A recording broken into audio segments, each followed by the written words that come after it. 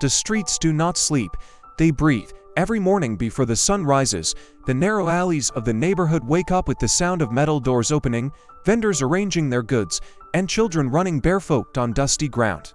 Life here is not easy, it has never been. In one of the small iron sheet houses lived a young boy named Malik. The house had only one room.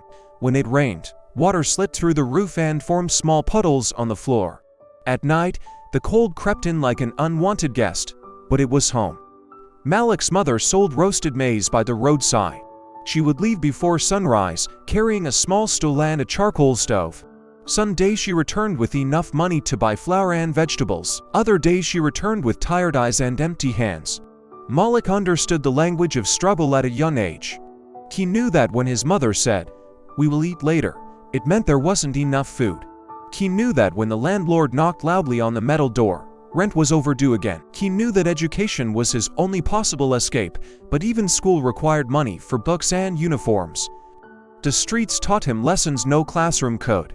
They taught him how to dodge trouble, how to stay silent when fights broke out between rival groups, and how to walk quickly at night without looking afraid. He saw friends drop out of school, some pulled into crime, others into hopelessness. The streets offered fast money, but at a heavy price. Temptation was everywhere. Yet every evening, Malik would sit under a broken streetlight with his old, torn books. While others laughed loudly or argued nearby, he focused on his dreams. He wanted to become an engineer.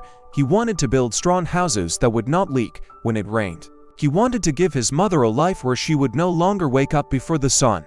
Poverty tried to shape him into something bitter. But instead, it sharpened his determination. One day, a local teacher noticed his dedication. She helped him apply for a scholarship. It wasn't easy. There were interviews, exams, and moments of doubt. But Malik carried the weight of his mother's sacrifices in his heart. When the letter finally came, his hands trembled as he opened it. He had been accepted.